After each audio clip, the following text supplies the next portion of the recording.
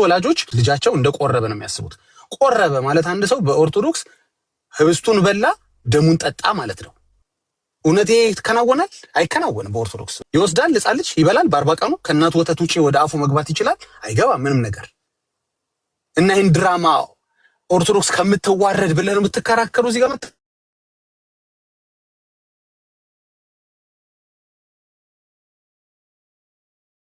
ድራማው ተከናወነ፣ በቃ አብልተናል፣ አጠጥተናል ብለው ለወላጆቹ መልሰው ልጁን ይሰጣሉ።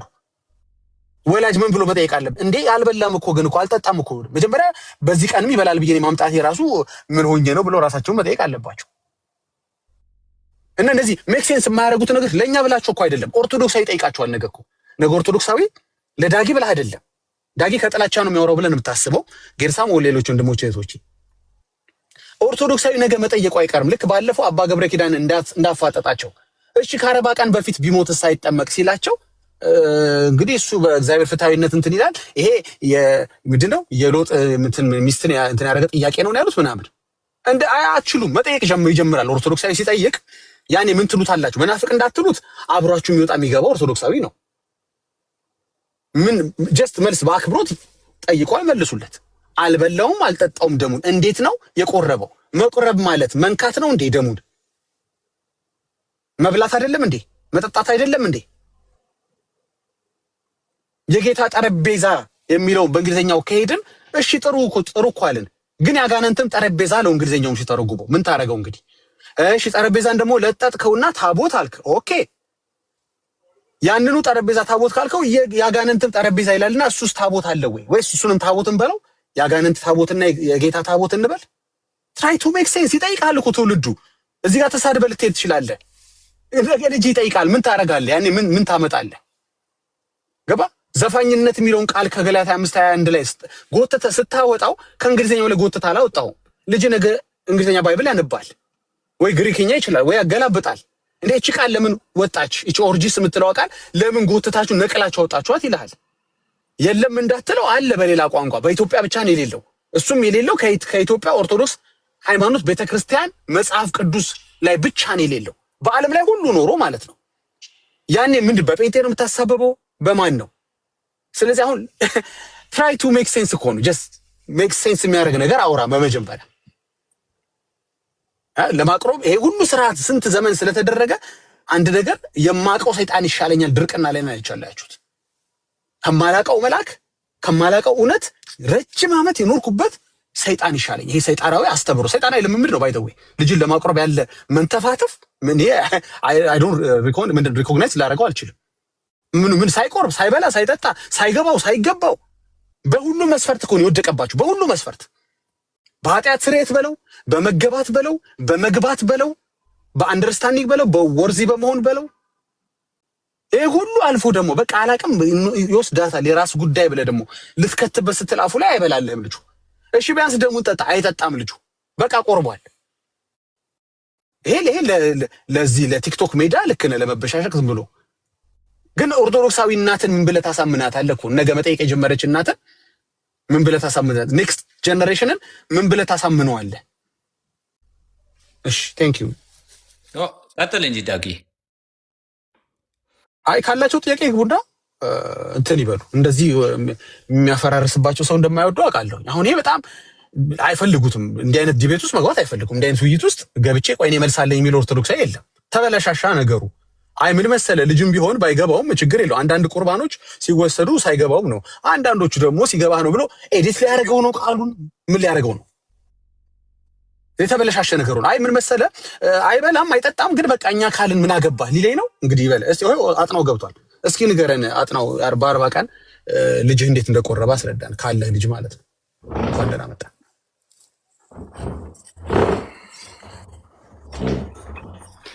አለህ አጥናው ማለት ሰላም ብያለሁ። እንዴት ናችሁ? እንኳን ደህና መጣ። እግዚአብሔር ይመስገን። እንኳን ደህና ቆያችሁ። ያው መጀመሪያ ጨረስከው እኮ ይሄ ነው ብለህ ጨርሰህ እንደገና ልትጠይቀን ትችላለህ። አንተ እንደማይሆን እንደማበላሽባችሁ ነገር አውቃለሁ። በኋላ መጠየቁ ይሄ ትክክል ነው ወይ ተገቢ ነው ወይ? ይቅርታ ስላበላሻሽባችሁ ይቅርታ። ሪቪል ማድረግ ያው የኔ ስራ ስለሆነ ነው። እንደዚህ ሐሰትን መግለጥ እስቲ አንተ ንገረኝ፣ በ40 ቀን ሕፃን ልጅ እንዴት እንደቆረበ። እኛ የምናውቀው ከእናት ወተት ውጪ ወደ አፉ እንደማይገባ ነው። በተፈጥሮ በእግዚአብሔር ፈቃድ መሰረት የእናት ወተት ብቻ ነው ወደ ልጅ ሰውነት ሲገባ ምንም ችግር የማይፈጥረው የማይታመመው የማይሞተው ማለት ነው። እስኪ እናንተ ሳታቆርቡ በማስነካት ብቻ ለዛው የምታስነኩት ህብስቱንም አይደለም ደሙን ብቻ በማስነካት መቁረብ አለ ወይ? መንካት ነው ወይ መቁረብ? እስኪ ይህን መልስል። ይቅርታ ግን ነገራቸውን ስላበላሸውባችሁ ይቅርታ በጣም በመጀመሪያ አንተ ነህ ያበላሻሸው እንጂ እንትኑ እኮ ስርዓቱ አይበላሽም። ያው አንተ ራስህ ስለተናገርኸው ስርዓቱ ሳይሆን የሚበላሸው አንተ ነህ የምትበላሸው። ገብቶሃል? ስለዚህ አንተ የተናገርኸው ነገር ምንም እንትን አይሰጥም። ለምንድን ነው እሺ መልስ ወደ መልሱ እንሂድ። በ40 ቀኑ ወደ መልሱ ሕፃን ልጅ እንዴት እንደቆረበ እባክህን ሂድ። አዎ ሕፃናትን ለምንድን ነው የምታቆርቡ? ከሆነ ጡት ይጠባሉ ብለሃል አይደል? አዎ ይጠባሉ ሕፃናት። አዎ በጡት ነው የምትሰጧቸው? እሺ አሁን እንትኑን ጽዋውን ብትሰጣቸው ያን መውሰድ አይችሉም? ሕፃናት ካፋቸው ሲታደግ ያን መጠጣት አይችሉም? አይችሉም። መግባት ይችላል፣ ይገባል፣ ይሞታሉ፣ ይታመማሉ። ስለዚህ አትሰጧቸው። ለምንድን ነው የሚሞቱት? ከእናታቸው ወተት ውጪ ወደ ውስጥ ወደ ሰውነታቸው መግባት ስለማይችል። ማን ነው እንደዛ ያለ? ሎጂክ ነው? ተፈጥሮ የእግዚአብሔር ተፈጥሮ። ስለዚህ አንተ በሎጂክ ነው እንጂ አማኝ አይደለህም ማለት ነው። የእግዚአብሔር ተፈጥሮ ሎጂክ አይደል? አንተ ሎጂክ ነው በእርግጥ ኦርቶዶክሳዊ ስለሆንክ። ለኛ ክርስቲያኖች ግን የእግዚአብሔር ስራ ሎጂክ አይደል? ይሞታሉ አልክ ወንድሜ። እግዚአብሔር ተፈጥሮ ነው እንጂ እንዳንተ ሎጂክ አይደለንም የምናምነው። ስለዚህ ይጠጣሉ፣ ደግሞ ይጠጣሉ። አዎ ስትሰጣቸው ይጠጣሉ። ምንም እንትን የላቸውም። ሕፃናት እኮ ይወስዳሉ። አፋቸውን ክፍት አድርገህ ካፋቸው ስታደርገው ይወስዳሉ። ምንም እንትን ኤርሚ መታል። እሺ በቃ ተው፣ ችግር በቃ እሺ። ህብስቱንስ ይበላሉ አይደል? ህብስቱን ይበላሉ። ህብስቱ አይሰጣቸውም እንትን ስለሆኑ። አሃ ግማሽ ቁርባን ነው የሚሰጡት ማለት ነው። ምን ማድረግ አይችሉም? ይሄ ነው ስርዓቱ። ምን ማድረግ አይችሉም? ያንን አላምጦ እንዳንተ ልክ እንደ ትልቅ ሰው መውሰድ። ለምን አያላምጡም? ሎጂክ ለምን ታወራለህ? ያላምጣሉ እንጂ ሎጂክ አታወራ። ቅድም ሎጂክ አታወራ ይጠጣሉ። ለህፃን ልጅ ለምን አያላምጡም? እቺ መልስ ለምን አያላምጡም? ያው ያንተ እንትን ዝም ብሎ እንትን የማይሰራ እንትን እኮ ነው የምታወራለህ። አንተ እኮ ነው ሎጂክ ያልከኝ እኮ። አይጠጡም አይበሉም ስለ ኖ ይጠጣሉ አልከኝ። ለምን ስለ ሎጂክ ነው የምታወራው? ሎጂክ ከሆነ አንዱ ለአንዱ ሎጂክ ግማሽ ሎጂክ አትጠቀማ። ስለዚህ ሎጂክ ይኸውልህ፣ ቆይ ስማ፣ የማይጠጡ ከሆነ አይበሉም፣ የሚጠጡ ከሆነ ይበላሉ። ምክንያቱም አንተ ሎጂክ ነው ብለኛ እኔ ጌታን ተፈጥሮ ሳወራ እውነታውን ሳወራ አይደለም ካልክ እንግዲህ እውነታውን ነው የማወራው። የኔ ጥያቄ አንተ ቆሎ ትሰጣቸዋለህ ወይ ለህፃናቶች ነው የምልህ። በቆሎ እንደምታቆርቡ በኋላ ትነግረናል። አሁን ደሙን እና ስጋውን ስትሰጧቸው ደሙን ብቻ ነው የምትሰጧቸው። ህብስቱንን ለህፃናት ስትሰጥ እንደ ትልቅ ሰው እንትን አድርገው አይወጡትም፣ አይበሉትም አይደል? ስለዚህ ለዛ አይሰጣቸውም። ስለዚህ ምን ይሆናል? እንትኑን ደሙ ይሰጣቸዋል ለህፃናት። ያው እንደቆረቡ እንትን ተብሎ ይሄዳል ማለት ነው። ምንም እንትን የለም። እንደቆረቡ እንጂ አልቆረቡም፣ እንደቆረቡ። ምክንያቱም ቁርባን የሚባለው ደም ብቻ አይደለም። ደም ብቻ ነው ቁርባን ማለት ነው አይደል? ህፃናት ናቸው። መጀመሪያ እሱንም ወስደዋለሁ የሚለው እናወራለን። ስርዓት ነው አይደለም እንዴ? ስርዓት ነው፣ የኛ ስርዓት ስለሆነ። ስለዚህ ህፃን ሲሆኑ ደም ብቻ አስነኳቸው ወይም አጠጧቸው። ትልቅ ሲሆኑ ግን ስጋና ጌታ ያስተምረው ስጋዬንና ደሜን ውሰዱ ብሎ ሲያስተምር የህፃናትና የአዋቂዎች የቁርባን ትምህርት አለው አይደል? የቱ ጋር ነው እንደዛ የሚለው? ሁለቱም የቱ ጋር ነው እንደዛ የሚለው? ጎበዝ፣ አሁን ጥሩ እየመጣህ ነው። የትም ጥሩም አልመጣሁም። ለራሴ እንትን ነው የቱን ጋር ይለምጡ። ቀጥል። የኔ ጥያቄ ህፃናትን ቆሎ ታበላቸዋለህ ነው? ቤተክርስቲያን የህፃንና በቆሎ የምታቆም ከሆነ እሱም በኋላ ነው የምናወራው። መጀመሪያ ደምና ስጋውን ጨርስ። የቆሎም በኋላ የኪችኑን በኋላ እናወራለን። አሁን ደምና ስጋውን ጨርስ። ስለዚህ የኛ ስርዓት አለን፣ ቤተክርስቲያን ስርዓት አላት። መጠየቅ ትችላለህ። እንጨርስ። የህፃንና የአዋቂ የሚባል ጥምቀት እንዳላችሁ አውቃለሁ፣ እንደምታወሩ ነው መጽሐፍ ቅዱስ ላይ አለ እያልኩ አይደለም። አሁን ደግሞ የህፃንና የአዋቂ የሚባል ጌታ እራት ጀመራችሁ ማለት ነው። ይሄ የቆየ እኮ ነው። 2000 ዓመት አንተ ትናንት ስለመጣ ነው እንጂ 2000 ዓመት የቆየ እኮ ነው እንዴ? እሺ እንደዛ እኮ እንደሱ ነው የሚባለው። ገብቶሃል? አንተ የምናውቀው ሰይጣን ይሻለናል ከአዲሱ መልአክ ነገር የለውም እኮ። ልክ ነህ እኮ መቆየቱ ነው እንጂ ልክ መጽሐፍ ቅዱሳዊ መሆኑ አይደለም። አሁን ቅዱሳዊ አይደለም የምትለውን እስኪ አምጣ። መጽሐፍ ቅዱሳዊ አይደለም የምትለውን እስኪ ያሳየኝ። የለም እኮ ማስረጃ ሰው አያሳየኝ። የለም ካለ አንድ ሰው ማስረጃ ያሳይ። ለሌለ ነገር ደግሞ አይከራከርም ሰው። ገብተዋል? ከሌለ መጽሐፍ ቅዱስ ላይ የሚከለክል ነገር ከሌለ በሌለ ነገር አንተ መጽሐፍ ቅዱስ አማኝ አይደለ? በሌለ ነገር አንተ ግን አለ ብለህ ነው የምታረገው። አንተ አለ ብለህ ማለት ነው። ገብቶሃል? አንተ በሌለ ነገር ትክክለኛ ነው ብለህ ነው የምታረገው። ስለዚህ ሌላ ጊዜ የሌለ ነገር አታርግ። ገባህ? ሌላ ጊዜ በሌለ ነገር ማስረጃ የምታመጣበትን ነገር አምጣ። በሌለ ነገር ተከራከር ያለ አንተ የማይሰጥበት ቁርባን የለም። ህብስት የማይሰጥበት ቁርባን ለመጀመሪያ ጊዜ ካንተ ሰማን። ይሄ ተሰምቶ አይታወቅም በዓለም ላይ የለም። በክርስቲያኑ ወርልድ ላይ ካቶሊክም ሆን እኮ የምታውቀው ከሆነ እውቀትን በማስረጃ አስደግፈው እኮ ልታሳውቀኝ አይደል የመጣው? እውቀትን በጥቅስ አስደግፈውና ካቶሊክም ትሁን ኦርቶዶክስም ትሁን ሌሎች በክርስቲያን ማዕቀፍ ውስጥ ያሉ ቁርባንን ሲሰጡ አትክፈቱ። ከሚያውቅ ጋር ተወያዩ። ከማያውቅ ሰው ጋር ነው እንዴ? ዳጊ ጎበዝ አንቺ ደግሞ አንቺ ምን አውቀሽ ነው? አንቺ እርስ በርስ የሚያውቁ ሰዎች ሲጠሯችሁ ትደበቁና የማያውቅ ሰው ስታገኙ ጀግና ጀግና። አሚን። መጀመሪያ አንቺ ተማሪ ምኑን አውቀሽ ነው? አንቺ አንተማ ትደበርባቸዋለህ። እኔ እኮ ከሚያውቁት ጋር እንዲወያዩ ነው። አንተ ተደበር። አንቺና እኔ እንወያይ በመጽሐፍ ቅዱስ ሲያዋቂዋ እስኪ አንቺ እኔ አውቃለሁ አላልኩኝም። እኔ አውቃለሁ እነሱ እየተጠሩ ነው የሚያውቁት። ምን ዘው አድርጎ አስገባሽ? አንተ መልስ ስጠው። መጽሐፍ ቅዱስ ተዋታለሁ። እሷ እኮ ነው የጀመረችው። ለምን ተዋታለሁ? አንቺና እኔ እንነጋገር። ለዳጊ መልስ ስጠው። መጽሐፍ ቅዱሳዊ ማስረጃ ጥሪ ተደርጎልሃል። እሷ ጋር የማወራው ከሷ ጋር ነው። አንተ በተደበርባቸው በእናትህ ከአንቺ ጋር ነው የማወራው። ወረቀ አስወርጃታለሁ። ታታችሁ ነሽ። ታብታብ አድርጌ ቀጥል። ኦኬ እኔ በዚህ ላብቃ። ኤርሚም ስለመጣ ከሌሎች ወንድሞች ጋር ይቀጥል። እችን ጥያቄ ልጠይቀው። አንደኛ ለተናገርከው መጽሐፍ ቅዱስ ያደርገው እኛ የጌታ ራት ማለት ደም ብቻ ነው ብለን አናምንም። የጌታ ራት ማለት የጌታ ደምና ስጋ ነው ብለን ነው የምናምነው። እኔ ማስረጃ እመጣለሁ። አንተ ደግሞ የጌታ ራት እንደ ሁኔታው ደም አንዳንዴ ይሆናል። የጌታ ራት ቆይ ዳጊ፣ የጌታ ራት ለድነት ነው ብለህ ነው የምትወስደው አንተ? ወንድሜ ርዕስ መቀየር አትችልም። መቀየር አይደለም። ህፃናቶች ይቆርባሉ የምትል ከሆነ ህፃናቶች ይቆርባሉ የምትል ከሆነ በቃ መመለስ ካልፈለክ አላስገድድም። እኔ በጣም ምን አይነት ችግር አለ ቢመሰለህ? አንድ ነገር ከጀመርኩኝ እዛች ላይ ነው። አንተ ሌላ ቦታ ስትሽከረከር አለቀህም። አንድ ያገኘው ቦታ አለች ማለቀ። እሷ ምንድነው መሰለ ያው እንደወሰደ ተደርጎ ይሸኛል ብለህ አልቀጥም። አየን፣ እሱ ላይ ነው ያለሁት እኔ። አለቀህም። እሱ ጋር ደም ሰተህ ለዛ መጀመሪያ ደም መስጠት አትችልም፣ አይጠጣልህም። ገባ? ጠጥቷልም ካልከኝ ይኸው እዚህ ጋር አለ ኤርሚያስ ቁርባን ላይ ፊዚካሊ የተገኘ ሰው አለ እናያለን። ሌላም ሰው አለ ደም ይወስዳል የሚል ካለ ደፋር ካለ ይምጣ። ኦኬ እንደው ወስዷል ብለን እንውሰድልህ። እሺ ደሙን ጠጥቷል እንኳን ብለን ብንወስድልህ ግማሽ የሚባል ቁርባን የለም።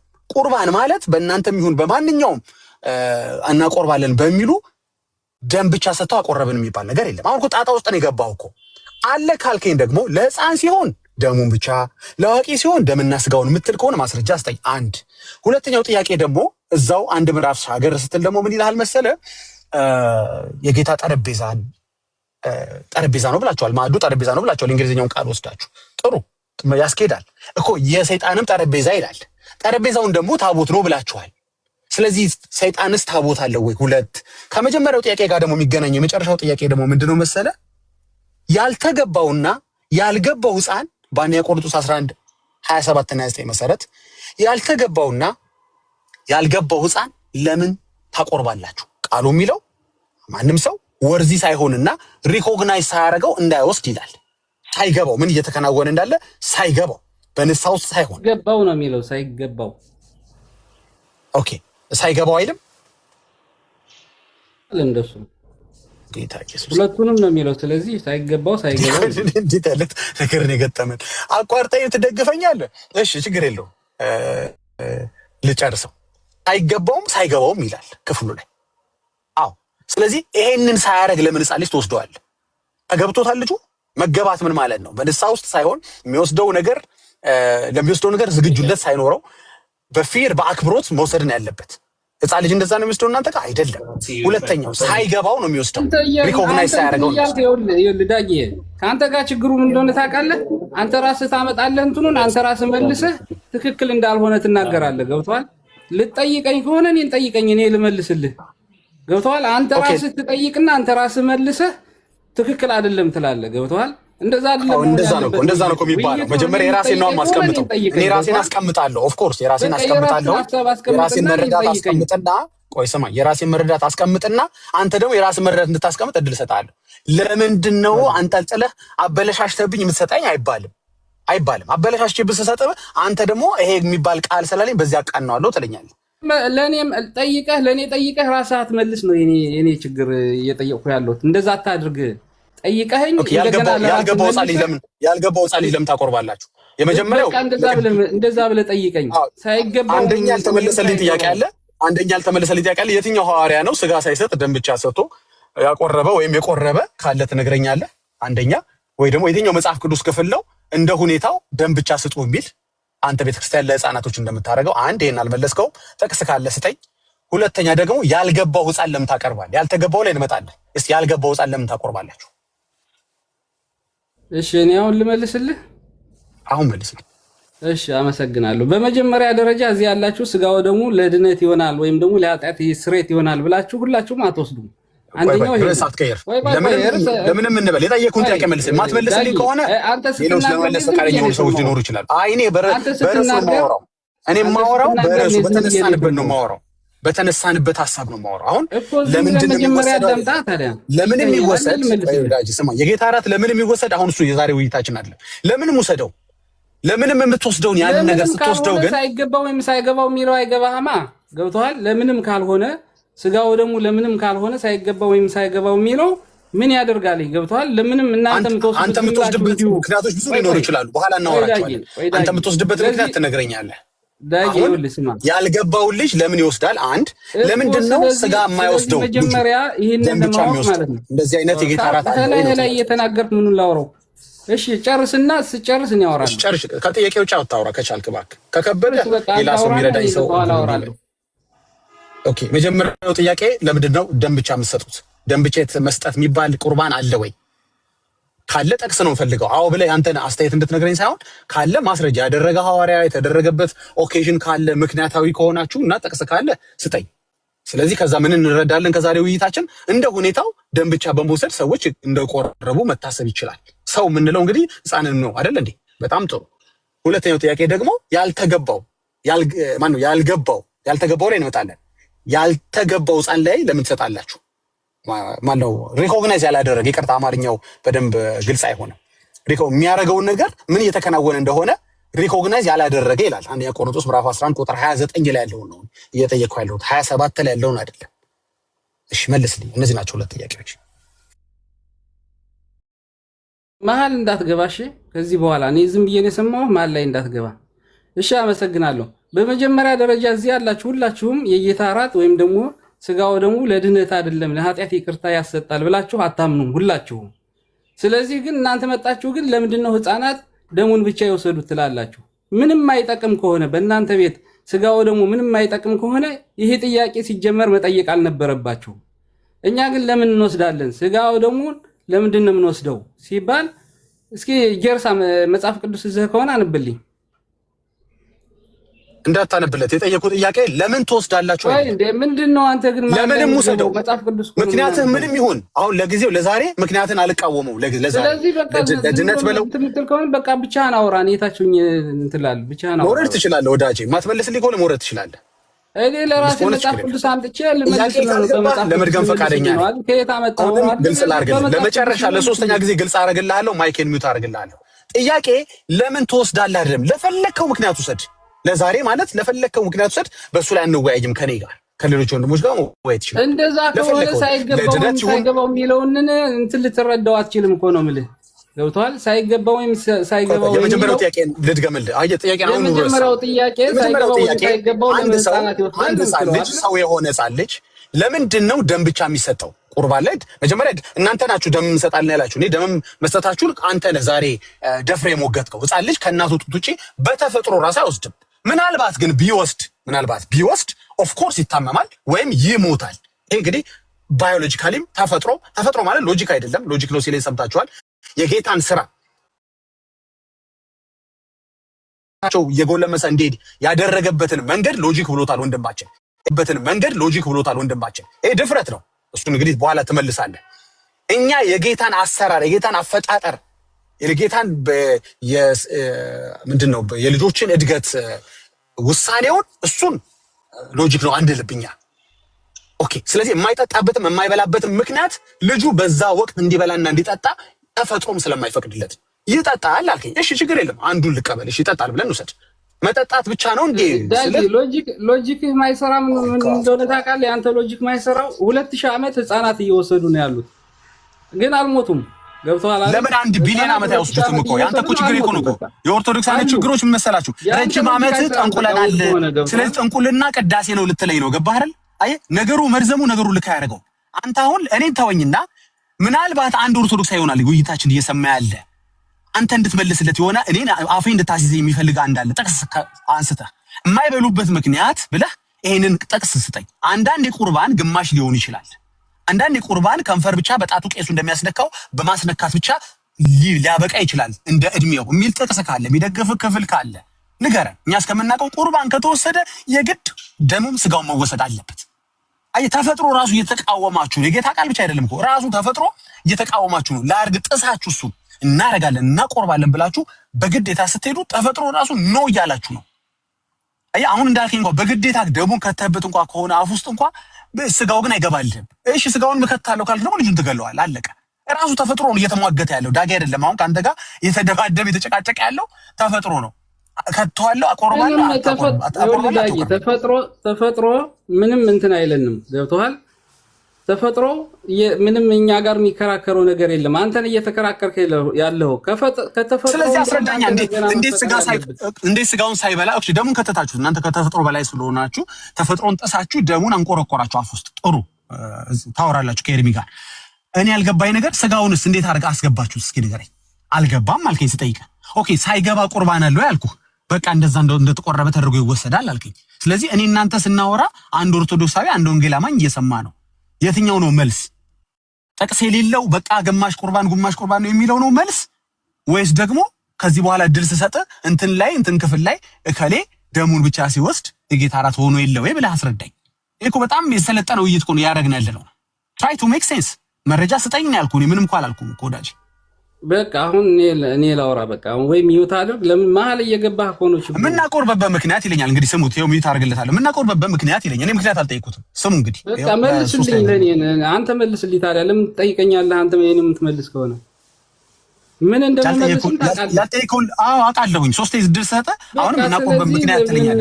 ለምንም ማቁረብ በቃ እንግዲህ ሚዩት አድርጎሽ I made my point እኮ that's good thank you ሚዩት አድርጓል። ፖይንት ያደረከው ነገር የለም። ራስ ለፈለፍክ ራስ ጨረስከው። በቃ እሺ ችግር የለም። እንደሱ ከሆነ አድማጭ ስላለ ከስሮ ሌላ እኮ ይገባል። ሌላ ሰው ገብቶ ዳጊ አላስወራ ብለው ነው እንጂ እኮ የምናቆርበበት ምክንያት ግማሽ ቁርባን የምንሰጠው ለዚህ ነው ብሎ አንድ ሰው ይነግረኛል። ነው እንጂ ይረዳለሁ። ገባ የሆነ ጥቅስ ያላነበብኩት ይኖር ይሆናል። አንዳንድ ጊዜ እንደ ሁኔታው እንደ እድሜ እንደ እንትን ተብሎ ደም ብቻ ይወሰዱ ተብሎ የተባለበት ሊኖር ይችላል። እንግዲህ አንድ ኦርቶዶክሳዊ ገብቶ ያስረዳኛል። በቃ አንተ ምክንያቱን ደግሞ በኋላ ትነግረናለህ። አንተ የቆረበበትን ምክንያት ልትነግረኝ ነው የምትፈልገው። እኔ ለድነትም በለው ለሞትም በለው መጀመሪያ ሲጀመር ምን ሲሆን አፍ ውስጥ ደም ብቻ ከተትክ? አየህ that's it doesn't make sense። ሁለተኛው ጥያቄ እንደዛ ብለህ ጠይቅና እኔ ለራሴ ልመልስ። የኛን እንትን ልመልስ። አትመልስማ ፈቃደኛ አይደለም። እኔ ደግሞ እንዴት ላስገድድ ብለህ ጠይቀኝ። በቃ እመልስልሃለሁ። ለምንድን ነው እሱ ጥያቄ አትመርጥልኝማ? እኔ መልስ እንዳልመረጥኩልህ እኔ ደግሞ ጥያቄ አትምረጥልኝ። እኔ አሁን ለአንተ መልስ አልመረጥኩልህም አይደል እንዴ? ጥያቄ ትጠይቃለህ፣ አንተ ትመልሳለህ እኮ ነው። አንተ ችግር እኮ እሱ ነው። አንተ መመለስ የምትፈልግ ከሆነ ትመልሳለህ። በቃ ይኸው ትክክል አይደለም ትላለህ። ገብቶሃል? አንተ እንደዛ ስላልክ ይኸውልህ ዳጊ አንድ ነገር ልንገርህ። ጉንጫናል በጣም ይሰለቻል ከሰማው ሰው። አንተ 70 ዓመት 40 ዓመትም ብጮህ በእንደዚህ አይነት ሁኔታ ምንም የምትቀይረው ነገር የለም። ጮኸህ ነው የምትቀረው። አይ ተቀየረ እኮ ብዙ ነገር ተቀየረ። አሁን ብዙ ነገር ተቀየረ። እኔ እናንተ ስናወራ ራሱ ይኸውልህ አንድ የምትሰማ አንድ ኦርቶዶክስ ጌታ እስከሚመጣም ትቆያለች። አንተ ምንም የምታመጣው ቁም ነገር እናወራ። ሰው ተሰብስቦ ቁም ነገር ልናወራበት በምንችለው ሰዓት ላይ የማይረባ ነገር አናወራም። አሁን እኔም ኮንሰርን የሚያደርገኝ መሰለህ በእኔ እናንተ ውይይት መካከል አንድ ኦርቶዶክሳዊት ለአንተ የምትደግፍ ገባህ? ነገ ይሄ ጥያቄ ሲነሳ ለጴንጤ መልስ ታዘጋጃለች። ጥሩ እኮ ነው፣ ቆንጆ እኮ ነው። እናንተ ስንወያይ ደግሞ እንዲህ አይነት ጥያቄ ያመጡ ጴንጤዎች ብላ ሄዳ ትጠይቃለች፣ ወይ ደግሞ ከመጽሐፍ ቅዱስ ላይ ሰርች ታደርጋለች መልሱን ማለት ነው። ካገኘች ምናልባት በሚቀጥለው ሴክሽን ላይ መታ ገብታ ታናገረናለች፣ መልስ ሰጠናለች። እኔ በጣም ፕሮዳክቲቭ ውይይት ነው ብዬ የማስበው።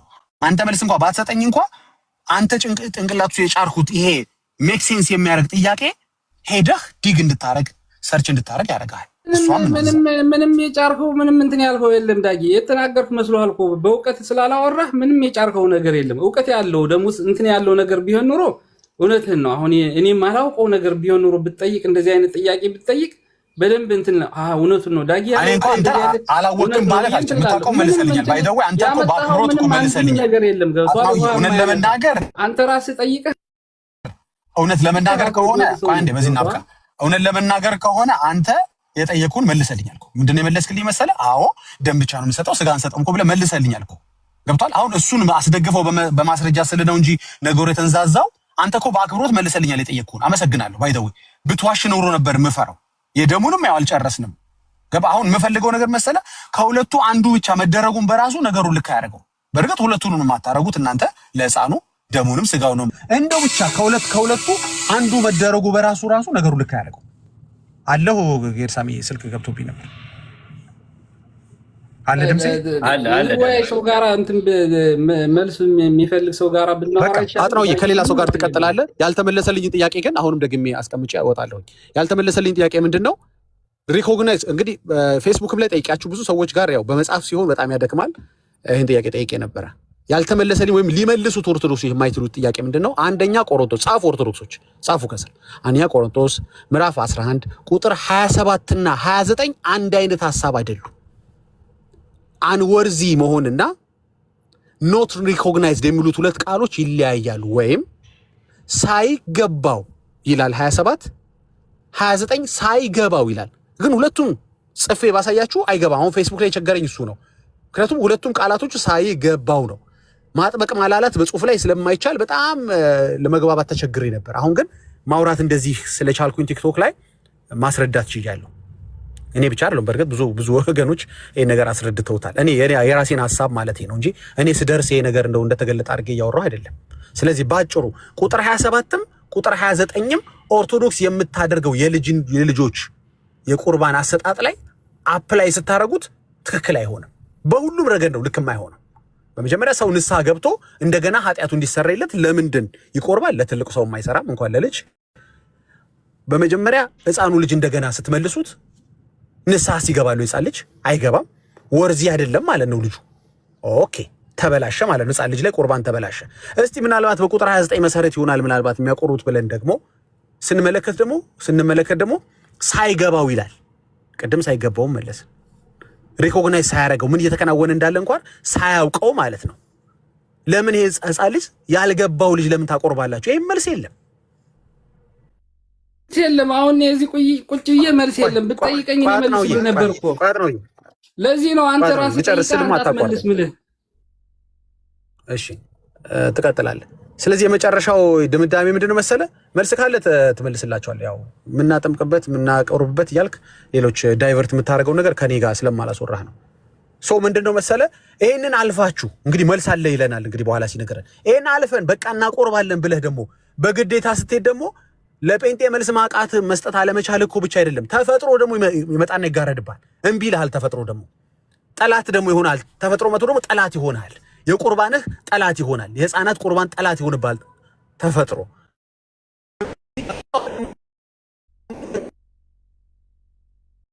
ቁርበት ታለው ካልክ ደግሞ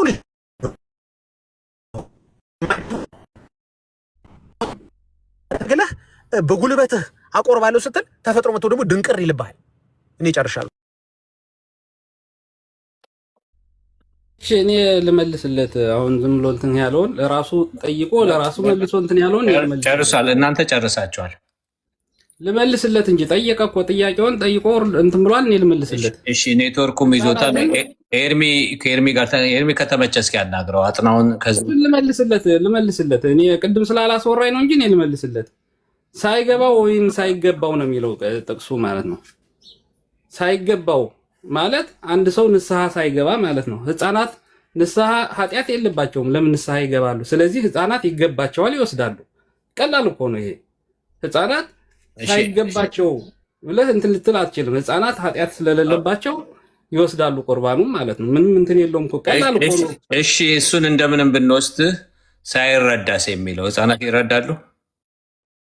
ዳጊ እሱን ለማለት ነው። እሺ ይቀጥል ዳጊ፣ ያንተ ሙግት ስለሆነ አይችን ያዙልኝ። እኔ ከዚህ በላይ አልሄድም። ሕፃናት ኃጢአት የለባቸውም ብሏል። ይሄ ደግሞ ሌላኛው ጽንፍ ኦርቶዶክስ ነው ማለት ነው። የትኛው ነው ቅባት ነህ ምንድን ነህ የሚለውን በኋላ እናየዋለን ማለት ነው። የትኛው ነህ አንተ እንደዚህ ብለህ ስታወራ? በቃ አንተ ጋር ምንም ማውራት አይቻልም። አታውራ፣ ችግር የለም። እሺ ቀጥሉ። ኤርሚ ከቻልክ ቀጥሎ፣ ወይም ሌሎች ወንድሞች። ዳኒም ገብቷል። ዶክተር ዳኒ ሰላም ብያለሁ። እንዴት ነው? ተጠይቃችኋኛል። እኔ ደግሞ ጠይቃችሁ ቀጥሉ። እንትን አጥናው ስውሩ እሳተ ገሞራ ላስገባልህ እንዲወያይ ጥያቄ ልጠይቅ። እኔ ጀርሳም እናንተ ጠይቃችኋል፣ እኔ ደግሞ ልጠይቃችሁ። እኛ ጥያቄ ያለን እኮ ጥያቄ ያለኝ ብዬ የገባሁት እኔ ነኝ። አንደኛ መሰዊያ ብዙ ሰሞኑን የሚሰማ ነው እና መሰዊያ በአዲስ ኪዳን ውስጥ አምጡ ብዬ ጠይቄ ያለውኝ ጥቅስ የለም። ብዙ ሰዎች ገባው፣ ራሊ ገባ፣ አዳም ገባ፣ ሲፕሮስ ገባ፣ ወፍ የለም መሰዊያ እና ይሄ መሰዊያ ተብሎ መሰዊያችን ተብሎ ሰዎችን አይሶሌትድ ወንድሞች አገልጋዮችን አይሶሌትድ ለማድረግ ምክንያት ተደርጎ የተጻፈ ደብዳቤ አለ። ያው የቤት ጉዳይም ቢሆንም ከእንግዲህ አደባባይ ስለወጣ እንወያየዋለን እና እናንተም ደግሞ ይህን መሰዊያ አበባና ፋርፋ ናቸው በዚህ ጉዳይ ላይ ስለምታምኑ መሰዊያ ያለ ስለምትሉ ባለፈው ገብቼበታለሁኝ። መሰዊያውም ሊቀ ሊቃውንት ዘሪሁን እንዳሉት ጣውላ አይባልም አሉ። አኬ ደግሞ ጣውላ ነው አሉ። የትኛው እንደሆነ አይገባንም። መንበሩ ይሁን ወይስ ደግሞ ጽላቱ ይሁን አናውቅም። ጽላቱን ባለፈው ሙግት ገብቻለሁኝ። ጽላት እንጂ ታቦት አይባልም ብያለሁኝ። ምክንያቱም ታቦት ሌላ ነው፣ ጽላት ሌላ ነው። ኦኬ ጽላት ሌላ ነው እና እናንተ ጋር ያለው ታቦት ሳይሆን ጽላት ነው። ኦኬ እሱ ላይ ይፈተታል ብላችኋል እና ይሄ ግን ከየት ነው የተመዘዘው ነው? ምንም ላይ ፈትቱ ምንም በሉ። ይህን መስዋዕት ብላችሁ የሰየማችሁት ከየት የተመዘዘ ነው? ምንድን ነው የምትሰዉት? ጌታ ኢየሱስ ክርስቶስ ለአንዴና ለመጨረሻ ጊዜ ስለኛ ተሰውቶ የለም ወይ በቀራንዮ መስቀል ላይ? እና ከዚህ ውጭ እናንተ የምትሰዉት ማን ነው የሰጣችሁ? ጴጥሮስ ስለመሰዋት አውርቷል ወይ? ጳውሎስ አውርቷል ወይ? ከምን ያመጣችሁት ነው እንደዚህ አይነት ትምህርት የጻፋችሁት? ጥቅስ ስጡን አልኩኝ፣ ማንም የሰጠ የለም። ዕብራውያን 13:10 አመጡት። እሱ ስለ አሮጌ ኪዳን ነው የሚናገረው። ያንን መሰዊያ ያለን አሉ። ሰበኔ ኤዲ ያልሆነም ነበር ገና ቤተ መቅደስ ስላልፈረሰ። እሱም ደግሞ ጳውሎስ አይሁዳዊ ስለነበር ፈሪሳዊ ስለነበር አለን ብሎ ነው። ልክ ኢትዮጵያ ውስጥ ያለው ነገር አለን ብለን እንደምናወራ መሰዊያ ያለን አሁን እሱ ጋር ማለት ነው። ቆይ ልጨርሳ፣ ቆይ ይቅርታ። እና አለን ብሎ ነው ያወራው። እኛ አሁን አክሱም አለን እንላለን፣ ፋሲለደስ አለን የእኛ ብለን እንደምናወራ የዚያን ጊዜ ያንን ሲያብራራ ስለ ብሉይ ኪዳን መስዋዕት ነበር የሚያብራራው እና እሱንም አንድ ላይ መሰዊያ ያለን ከሰባ ኤዲ በኋላ ነው የፈራረሰው እና ብሎ የተናገረው አለን ተብሎ ለአሁን ዘመን አፕላይ ተደረገ። ከላይ እንዳለን ምንባቡን አውዱን ስታየው ስለ ብሉይ ኪዳን ካህናት ነው የሚያወራው። እንደውም በዛ የሚሰሩ ድንኳኑን የሚያገለግሉ አይበሉም ነበረ ከዛ መሰዊያ። አሁን ካለን መሰዊያ አይበሉም ነበር እና ሁሉም የሚበላበት አይደለም፣ የተወሰኑ ናቸው፣ የአሮን ልጆች ናቸው። እና ያንን ኤክስፕሌን ያደረገበት እሷን ነው። ተፍጨርጭራችሁ ተጋግጣችሁ እንደምንም ብላችሁ እሷን ጥቅስ ነበር የምትሉ። ዛሬ ከሲፕሮስ ጋር በነበረን ውይይት አስጥየዋለሁ። እሱን በቃ ስለ አስጥየው ወጥቷል ከዚህ እና ስለዚህ የለውም መሰዊያ የሚባል ነገር የለም፣ መስዋዕት የሚባል ነገር የለም። የጌታ እራት የከበረ ነው። ያንን ኤክስፕሌን አድርገናል። በተቻለን መጠን አክብረን የምንወስደው ነው። ኤርሚ ቅድም ነበረ እንደገና ተመልሶ ነው የመጣው። እሱ የእናንተን ቤት ያውቃል። ቤተልሔም ይጋግር እንደነበረ እና ሁሉንም ነገር የሚያዘጋጀው እሱ ነበር። አዲስ ኪዳንም ደግሞ ወንጌላዊ ሆኖ አገልግሏል። ሁለቱንም ያውቀዋል፣ በወንጌልም ያውቀዋል፣ እዛም እናንተ ጋር ያለውን ያውቃል። እና መሰዊያ የለም። መሰዊያ ያለን የሚል ማንኛውም ከብሔር ብሔረሰቦች፣ ሃይማኖተኞች፣ ከየትኛውም መጽሐፍ ቅዱስ ከያዘ ከስላሴ አማኞች ከየትም ከግራም ከቀኝም መሰዊያ በአዲስ ኪዳን አለ የሚል ሰው ካለ ይምጣ። የጌታ እራት ትወስዳላችሁ? ካህኑ እየርሳ አክብረን በደስታ ነው የምንወስደው። ግን የእግዚአብሔር ቃል በምንድን ነው ያን የጌታ እራት የምታቀርቡት? በምንም ይቅረብ፣ ምንም ነቲንግ ቱ ዱ። በምን ያቀርቡት? በምን የሚል የለማ። ታሳየኛለህ በምን እንደምታቀርቡ? እሱን እኮ ነው ከአእምሮ ውስጥ ልፍቅልህ። ባገኛችሁት ይህን ክቡር የሆነውን የጌታ ስጋና ደም እሱ ሌላ ነው። ባገኛችሁት ሌላ ነው። ግን ለሱ ባገኛችሁት ዕቃ ነው የምታቀርቡት ማለት ነው። ጠይቀሃል፣ ዝም በል እኛ ምግባችንም የቤት ምግባችንም ባገኘነው አንበላም። ባገኘው የምትበላ ከሆነ ባገኘው የምትሰጠው ለድመትና ምክንያቱም የተለየ ዕቃ የላችሁማ። እንደዛ ከሆነ ሚት አድርጋ ምን ይወጣ ያገኛለህ? እየተመላለሰ አስወርድሃለሁ። ጠይቀኸኝ ላስወርድ ነው። አሁን ጠይቀህ ካልመለስኩ አስወርድሃለሁ።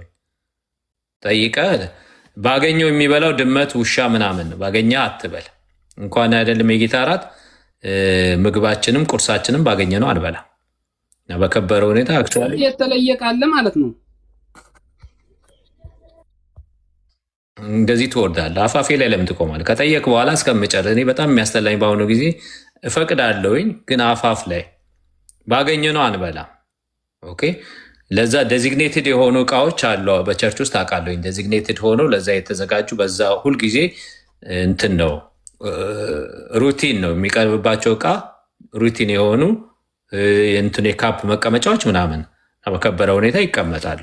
ያ ካስፈለገ ግን ከእቃው ጋር ምንም እሱ ከበረ አልከበረ ከእቃው ጋር ነቲንግ ትዱ እቃውን ምንም የጌታ እራት ቀርቦበታል ምናምን ብለን እንደናንተ ምንስመው ምናምን የምንለው ነገር የለም። እኛ ለአንዴ እስከ መጨረሻ ድረስ ጌታ ሞቶልናል። የጌታ እራት መታሰቢያ ነው። በንጹህ እቃ ይቀርባል። ዋናው እኛ ከእንትናችን አለው ሁኔታ ከሴሪሞኒው ጋር ነው። ኦፍኮርስ የጌታንም ማዕድ አክብረን በትህትና እንወስተዋለን። እና የእናንተ ምንድን ነው መሰዊያ ብላችሁ እዛ የምትፈትቱት ምናምን ካህኑ እንትን ይላል የሰዋበትን እጁን ነው የሚያሳልመው ምናምን የምትሉት እንትን ኤርሜ ይህንን እስኪ አንድ በለን እና ዶክተር ዳኒ እንኳን ደህና መጣ። ዲቦራ ጌታ ኢየሱስ ይባርካችሁ። ያው ሊመልሱት የማይችሉት ጥያቄ ነው የቀረበባቸው፣ አልመለሱትም ማለት ነው። ስለዚህ ክፉ ቃል በመናገር ፕሮቮክ በማድረግ ፔንቴኮስታልን በማጥላላት የሶሻል ሚዲያው ላይ እነሱ መሰዊያ ብለው የሚጠሩትን ማናቸውም የትኞቹም ቤተክርስቲያን ማለት ነው መሰዊያ ብለው የሚጠሩትን እናንተ የላችሁምና ቤተክርስቲያን አትባሉም፣ የምትሰዉትም ነገር የላችሁም ብለው የሚሉ እነሱ መሰዊያ ብለው የሚሉት የትኛው ነው? ለእኛ አዲስ አይደለም። ኦኬ፣ አዲስ አይደለም። በቤተክርስቲያን እንግዲህ መሰዊያ ተብሎ የሚባለው በውጭውም ዓለም በአገር ውስጥም ማለት ነው። መሰዊያ ተብሎ የሚጠራ ከግራር እንጨት የተሰራ እንኳን አይደለም፣ ግን ከእንጨት የተሰራ 4 እግር ያለው ጠረጴዛ፣ አንዳንዱም በቤታችን ውስጥ ማዕድ የምንበላበት የሚመስል በትእዛዝ የተሰራ በምስማር የተመታ በመላጌ የተላገ በቫርኒሽ የተቀባ ነው መሰዊያ ተብሎ በወንጌላውያኑ ቤተክርስቲያናት መድረክ ላይ ሁሉ ጭምር የተቀመጠው ማለት ነው። መሰዊያ ብላችሁ ከጠራችሁት እኔ በማገልግል ቤተክርስቲያን ላይ የጌታን እራት የምናቀርብበት አለ። እሱ መሰዊያ ተብሎ ከተጠራ ማለት ነው። እኛ መሰዊያ ብለን አንጠራውም። ኦኬ። በኢትዮጵያ ኦርቶዶክስ ተዋሕዶ ቤተክርስቲያን ከሆነ መንበሩ ከና ጎበሩ ጭምር አለ። እሱ ነው መሰዊያ ብለው የሚሉት ወይስ ጻሕሉን ነው የሚሉት ወይስ ካህናቱ በሱቲ ጠቅልለው ይዘውት የሚወጡት የዓመቱ ነው የወሯ ነች ነግሳለች ከብራለች ከብረዋል ብለው የሚሏቸው ደግሞ እንዳልኩ በለስ ሲቀናቸው ደግሞ የወርቅ ነው ከተባለ አውጥተው ጆሮ ግንዱን እንደሚሉት ማለት ነው። ብፁዕ አቡነ ፋኒኤል አሁን በባለፈው ወንበራቸው ላይ ቁጭ ብለው የወርቁን አግኝተው ጆሮ ግንዱን አልኩት ይባላል በገጠርኛው ማለት ነው። ሸጥኩት ማለት ነው። እና የሚሸጡት ከብርና ከወርቅ የተሰራ ሲሆን እንዲህ የሚያደርጉት አይደለም። መሰዊያ አለን ብለው ያሉት ምን ሊሰዉበት ነው? እያንዳንዱን የምጠይቀው የጌታን ስጋና ደም እንዴ! እናንተ የጌታን ስጋና ደም ማን ነው ሰው ያደረጋችሁ? ደሙንና ስጋውን የሰዋው ሰዊው ሊቀ ካህኑ ነው። አንተ ምን አጫፋሪ ነህ? የኢየሱስን ስጋና ደም አንተ ማን ፓስተር እንትና ቄስ እንትና መምሬ እንትና ሰው ያደረገ ማን ነው እንዴ? ራሱ መስዋዕትን አድርጎ ራሱ ሊቀ ካህኑ ራሱ ለእግዚአብሔር መስዋዕት አድርጎ በዘላለም መንፈስ አቀረበ ይላል እንዴ? ማን ነው እናንተን አቅራቢ ያደረጋችሁ? ያውም እኔ የምጋግረው በኦርቶዶክስ እኔ የምጋግረውን ህብስት በዚህም በወንጌላውያኑም ጋር ዲያቆናቱ የሚጋግሩትን ህብስት ማለት ነው በቢላው እናርደዋለን ብለው ሲሉ ምን ዳቦውን ነው ቄሱ በአውራ ጣቱ ነው ቆርሶ ፈትቶ የሚሰጠው። በአውራጣቱና በአውራጣቱ ወጋ ወጋ ወጋ ወጋ ወጋ አድርጎ ነው የሚቆርሰው የኦርቶዶክሱ። አንድ የቆሮንቶስ 10:21 በበለን 10:21 ብቻ 10:21 ነው። 10:21 የጌታን ጽዋና የአጋንንትን ጽዋ ልትጠጡ አትችሉም፣ ከጌታ ማዕድና ከአጋንንት ማዕድ ልትካፈሉ አትችሉም። ጌታ ማዕድና ከአጋንንት ማዕድ እንት ማዕድ ነው እዚህ ጋር ያለው 2 ማዕድ ነው። ኦኬ ማዕዱን ወደ እንግሊዝኛ ስንመልሰው የጌታ ጠረጴዛ ብለው ወደ ጠረጴዛ ብለው ቀይረውታል አይደል? እንደዛ ነው ትርጉሙ። እንግሊዝኛው ላይ እንግሊዝኛው ሎርድስ ቴብል ይላል አይደል? ማዕዱን ጠረጴዛ ነው ብለው አይደል? ሎርድስ ቴብል ነው ብለው ነው እንግዲህ መሰዊያ የሚል የመጣው ከጠረጴዛው ተነስተው ነው አይደል? መሰዊያ የመጣው ዕብራውያን 13:10 ነው የሚጠቅሱት። እሱ ደግሞ ስለ ኦልድ ቴስትመንት ነው የሚያወራው። አይ ጠረጴዛውን ታቦት ነው ወደሚል መፈተሻ ነው ወደሚል ከወሰድከው ጠረጴዛ የሚለው እዛው ክፍል ላይ ጌታ ማዕድም ያለበትም የአጋንንት ማዕድም ያለውም እዛው 10:21 ላይ እኮ ነው። ሌላ ቦታ ያለውን አይደለም አገናኝቼ እያወራሁ ያለሁት። ስለዚህ ሰይጣንም ወይም አጋንንትም ታቦት አለው ማለት ነው። እችን እንዴት ነው የሚመልሱልን? ተረድተኛል ጌርሳምዬ? ያው እነሱም ተሰብስበው አጋንንቶችም ማዕድ ተሰጥቶናል ብለው ይቆርሳሉ ነው የምትለኝ? እንደዛ ከሆነ ገብቷል። የእነሱም ስብሰባ ቀን አለ፣ የሚካፈሉበት ቀን በአቻነት ነው አይደል? አዎ ምን መሰለህ ማዕድን ጠረጴዛ ስትለኝ ገባህ? ኦኬ ብዬ ከምቀበል ከሆነ የአጋንንትም ማዕድ እኮ ይላል እዛው ላይ የአጋንንትም ማዕድ ጠረጴዛ ነው ማለት ነው ይላል እኮ። ደግሞ ወደ እንግሊዝኛው ሲመልሱት እኮ ይላል እኮ እነሱ ስላሉ አይደለም ኦርቶዶክሶች ስላሉ ሳይሆን እውነትም ወደ እንግሊዝኛ ስትመልሰው ዴቪልስ ቴብል ይለዋል ወይም ቴብልስ ኦፍ ዴቪልስ ይለዋል። ኦኬ ጥሩ ማዕድ ጠረጴዛ ከሆነ አጋንንትም ጠረጴዛ አለው ማለት ነው። በጣም ጥሩ። ጠረጴዛ ላይ ያቆሙ ኦርቶዶክሶች ጠረጴዛውን ታቦት ነው አሉ። ኦኬ ጠረጴዛው ታቦት የሚሆን ከሆነ 10:21ን ጠቅሳችሁ 10:21 ላይ እኮ ታዲያ አጋንንትም ጠረጴዛ አለው እኮ እሱም ታቦት ነው ወይ? ይሄን መልሱና አይደለም የምትሉ ከሆነ ወደኋላ መመለስ ሊኖርብን ነው ማለት እንደገና ተጠምጥሞ ማዕድ ላይ ልንመለስ ነው ማለት ነው። እያወራ ያለው ስለ ማዕድ እንጂ ስለ ታቦት አይደለም ማለት ነው። ስለ መሰዊያ አይደለም ማለት ነው። በመጀመሪያ ነገር ምንድን ነው የሚሰዋው? አልተሰዋም እንደ ኢየሱስ እንደገና መስዋዕት ያስፈልገዋል ማለት ነው። ዛሬም በኦርቶዶክስ ዛሬም ላይ ኢየሱስ የሚሰዋበት ቤተክርስቲያን አለች ማለት ነው። ወይም የሚሰዋበት አውድ የሚሰዋበት ምክንያት የሚሰዋበት ጉዳይ አለ ማለት ነው እንዴ? እንም ብትመልሱልን በጣም ደስ ይለኛል።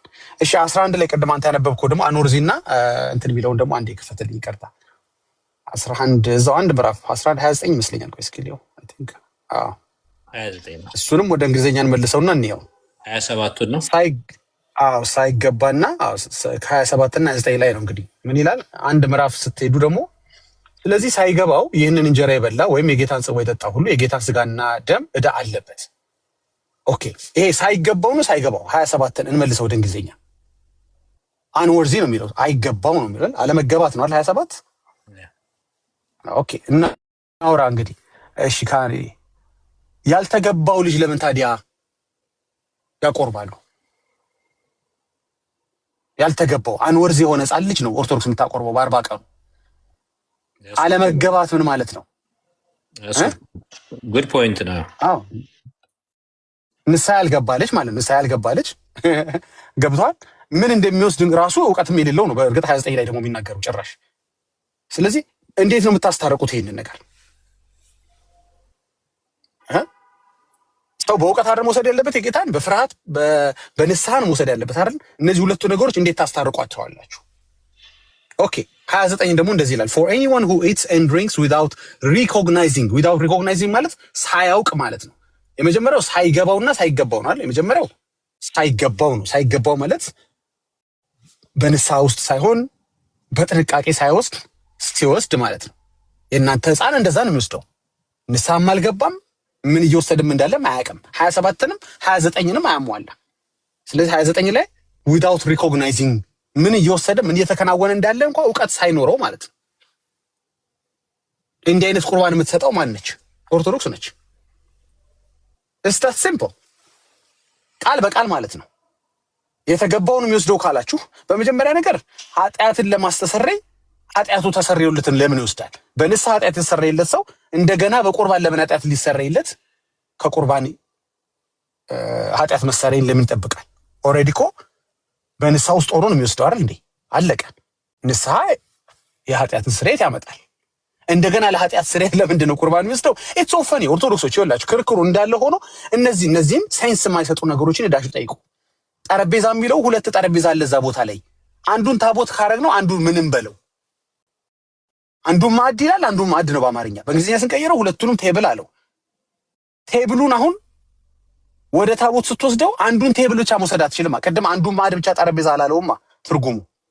እዚህ ጋር ደግሞ ስንመጣ ደግሞ ቁርባን ነው ብለህ ካሰብክ መሰዊያ ነው ብለህ ካሰብክ ደግሞ ስለዛ ነው የሚያወራው ካልክ ታዲያ አንተ ሕፃን እኮ ያልገባውም ያልተገባውም ሕፃን እኮ የምትሰጠው እኮ ምን እየተከናወነ እንዳለ አያውቅም።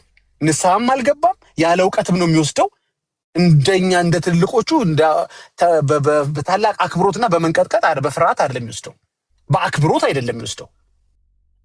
እነዚህ ነገሮች ቢመለሱልን በጣም ደስ ይላል። ኦርቶዶክሳውያኖች ካሉ እንደዚህ ብሬክ ዳውን አርገን ብናወራው ደስ። ብዙ ጊዜ ሌላም ቤት አውርቻለሁኝ። በጣም ቀላል። ስለዚህ አጋንንት ታቦት አለው የምትሉን ከሆነ ኑና ንገሩን። ለአንዱ ብቻ ትርጉም ሸለማችሁ ለአንዱ መከልከል አትችሉም። እዛው መስመር ላይ ነው የተጻፈው እኮ። ሌላ አንቀጽ ላይ ቢሆን አውዱ ሌላ ነው ትለኝ ነበረ። ሌላ ክፍል ላይ ቢሆን ኖሮ ኖ እሱ ሐሳብ ተጠናቆ ሌላ ሐሳብ ተጀምሮ ነው ትለኝ ነበር። እሱኛው ቁጥር ላይ ሌላ ሐሳብ ነው የጀመረው የአጋንንት ጠረጴዛ ሲል ትሉኝ ነበረ። ይሄ ግን እዛው አንድ ሴንቴንስ ላይ ነው ያለው ሁሉም ነገር።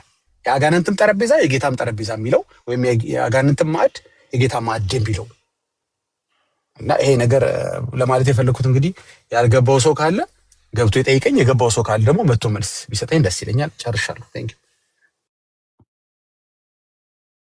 ጌታ ይባርክ። ቆንጆ ነው። መጀመሪያ ላይ እኔ እንትን አልገባኝም ነበር፣ በኋላ ገባኝ። ልካ በታቦት አቅጣጫ ነው የሄድከውና በኋላ ላይ ገባኝ። ጋችሁ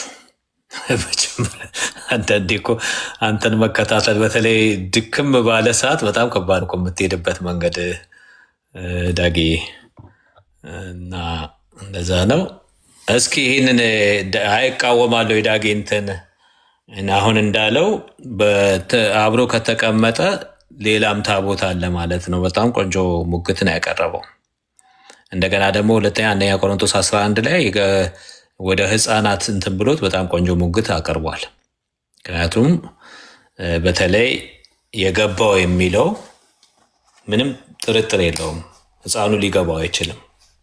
እንደው የተገባ የሚለው ኃጢአት የለበትም እንኳን የሚለውን ኮምፕሮማይዝ ብናደርግ የገባው የሚለው ላይ ህፃኑ መውሰድ አይችልም። አክቹዋሊ ህፃን አይወስድ። በ40 ቀን እኮ ህብስቱን አይበላም፣ ወይኑን አይጠጣም። ጀስ እንዲሁ እንትን ነው። እንደው እንደዛ እንኳን ቢሆን እሱን ከነካ ነውማ ነገር ይበላሽባቸዋል የበለጠ እኮ። እሱ ድራማውን ከነካ ነው እኮ። ባይ ዘ ዌይ እሱን ነገር በጣም አይናቸው መግለጥ አለብን ኦርቶዶክሳውያን። እየደጋገምን አያውቁም። ጠረጴዛ ሲሉ ሰምተህ አታውቅም? ዝም ብሎ ፍሮም ኖ ዌይ ነው ሎርድ ቴብል የሚሉት እንጂ ምናልባት አይደለም። ቆይ ላሳይህ። ምናልባት 22 ሳነቦ ልቆምና ላሳይህ። ወደ እንግሊዝኛ መልሱትና ኪንግ ጄምስ ላይ ወይ ሌላ ብርሽ የለም አይደለ? በኦርቶዶክስ አለ እንግሊዝኛው ላይ አለ። ቆይ ላሳያችሁ እኮ እነሱ ይላሉ። ወይ ታምናለች ፍቼ ወይ በቪዲዮ ላሳያችሁ። ቴብል ትላለች ቤተክርስቲያን። ያው ታቦት ነው ቤተክርስቲያኑ አትልም። ጠረጴዛ የለንም እኮ ብለው ነው አሁን ችግር የመጣው። ጠረጴዛ የለንም በማለታቸው በተዘሩንም አለኮ ይላል መሰለ ye cannot partakers of the Lord's table and of the tables of devils demons ይለዋል። ኦኬ ስለዚህ ወደ እንግሊዝኛ ሲመልሱት የጌታ ጠረጴዛ የሚለው ወሰኑ። ጥሩ። የጌታን ጠረጴዛ ማዕድ የሚለውን ወደ ጌታ ጠረጴዛ በመቀየር ጠረጴዛ ወደሚል ትርጉም ደረሱ። ኦኬ ጠረጴዛ ላይ አላቆሙም። ጠረጴዛው ታቦት ነው ደግሞ የሚል ድምዳሜ ሰጡ። ስለዚህ ማዕድ ጠረጴዛ ታቦት ነው ብለውናል። ማዕድ ነው የሚለው ቀጥታ አማርኛው፣ ወደ እንግሊዝኛ ሲቀይሩት ጠረጴዛው ደግሞ ታቦት ነው። በጣም ጥሩ። ግን እኮ እዛው አንደኛ ቆሮንቶስ ምዕራፍ 10:21 ላይ እኮ ጠረጴዛ የሚለው ወይም ማዕድ የሚለው እኮ የጌታን ብቻ አይደለም የአጋንንትም የሚል አለ። ሁለት ጠረጴዛ ነው ያለው ማለት ነው። ሁለት ማዕድ ካለ ማዕዱ ታቦት የሚሆን ከሆነ ደግሞ አጋንንትም ታቦት አለው ማለት ነው። አሁን ጣጣ ሊመጣ ነው። ማዕዱ ጠረጴዛው ማዕድ የሚሆን ከሆነ ማዕድ ያለው ጌታ ብቻ አይደለም። እዛ ክፍል ላይ የሚናገረው የጌታ ብቻ አይደለም፣ ዲመንስም ይለዋል። ወይም አሁን እንዲያውም በዚህ ኪንግ ጀምሱ ላይ ዴቪልስ ነው የሚለው አይደል? ዴቪልስም ጠረጴዛ አላቸው። ዴቪልስም ምን አላቸው ማለት ነው? ታቦት አላቸው ማለት ነው። በማን ቨርሽን በማን አተረጓጎም? በኦርቶዶክሶች። ይሄ እንዴት ታስረዱናላችሁ ኦርቶዶክሶች?